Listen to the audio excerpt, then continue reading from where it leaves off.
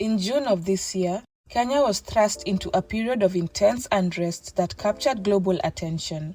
What sparked this wave of protests, and how did a new finance bill become the epicenter of these dramatic demonstrations?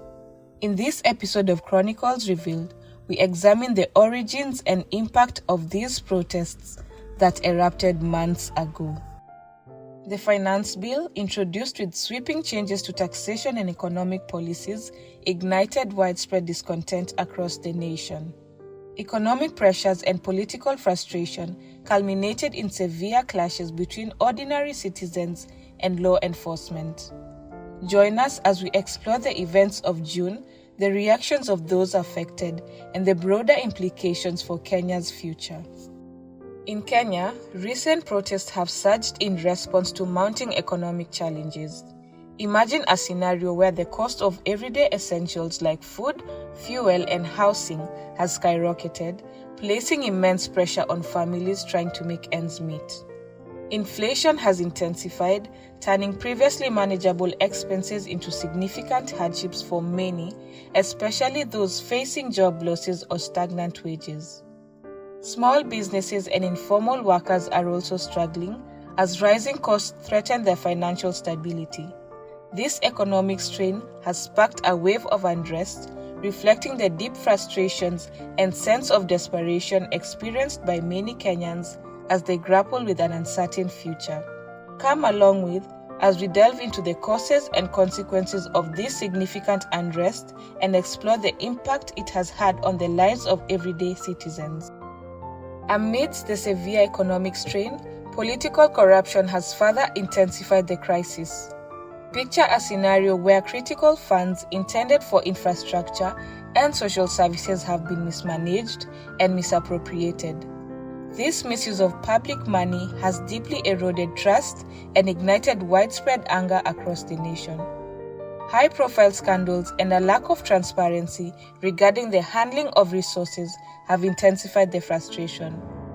As Kenyans face rising costs and diminishing support, their protests are not only calling for economic relief, but also demanding substantial reforms.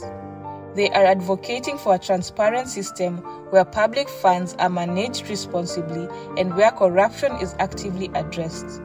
The goal is to restore trust and work towards a more equitable society. And at the core of these protests is a deep frustration over the lack of accountability. For many, it wasn't just the economic challenges driving them to the streets, but a growing belief that those in power weren't being held responsible. Despite numerous complaints and calls for reform, progress has been slow, and many feel that corruption investigations often drag on without real results, creating the sense that justice is out of reach. The government's response to the economic crisis has also faced heavy criticism. Many feel that the measures designed to support citizens have fallen short and haven't addressed the underlying issues. This sense of inaction has only heightened public frustration, leading to widespread calls for serious reforms aimed at improving governance and ensuring greater accountability. In summary, Kenya is facing a challenging moment. Rising inflation, increased living costs, and widespread concerns about corruption have sparked significant unrest. People are not only calling for immediate economic relief, but also for deep reforms that will shape a more just and stable future for the country. And as the protests gained momentum, another deeply concerning issue emerged: the brutal response from law enforcement. Instead of addressing the legitimate grievances of peaceful demonstrators, there were troubling reports of excessive force.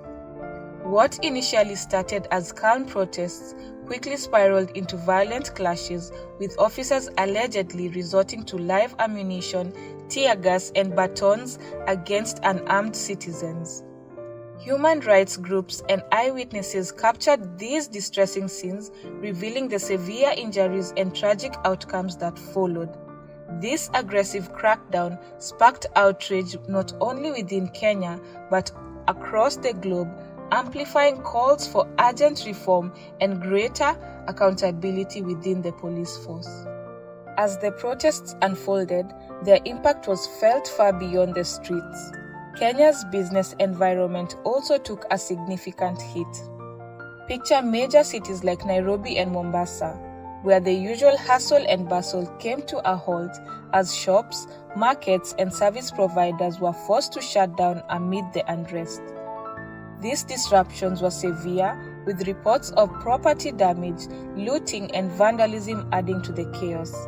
Small businesses, the backbone of Kenya's economy, were hit the hardest, struggling to recover from the financial strain caused by the turmoil.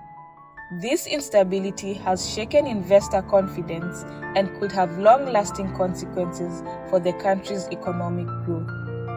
As Kenya continued to experience widespread protests, President William Ruto found himself under intense scrutiny. His administration's response was a blend of calls for calm and firm actions aimed at restoring order. President Ruto publicly urged both protesters and law enforcement to show restraint, acknowledging the economic hardships many Kenyans were facing. This approach seemed to reflect his recognition of the deeper issues fueling the unrest and his efforts to address them. In response to the economic strain, President Ruto pledged to increase subsidies on essential goods, enhance social welfare programs, and stimulate job creation. The government also made efforts to engage in dialogue with protest leaders and civil society in an attempt to address grievances and find solutions. However, the response was not without controversy.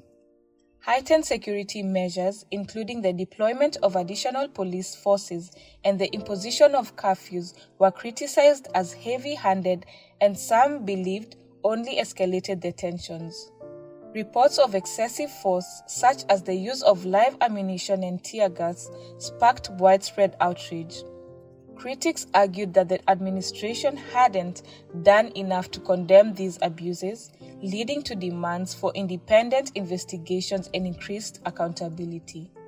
Advocates pushed for systemic changes in policing, better governance to tackle corruption, and more effective economic policies. President Ruto faced increasing pressure to take decisive action on these fronts to address both immediate concerns and longer-term issues with the aim of restoring stability and trust in the government. We pay tribute to those who lost their lives, whether they were brave individuals standing up for change or innocent bystanders caught in the upheaval. As Kenya confronts these challenges, there is hope that solutions will address both the immediate needs of the people and the deeper systemic issues. The actions of the president and support from the international community will play a crucial role in shaping a fair and just future for all Kenyans. In conclusion, President Ruto's response to the protests included calls for calm, economic relief measures, and increased security.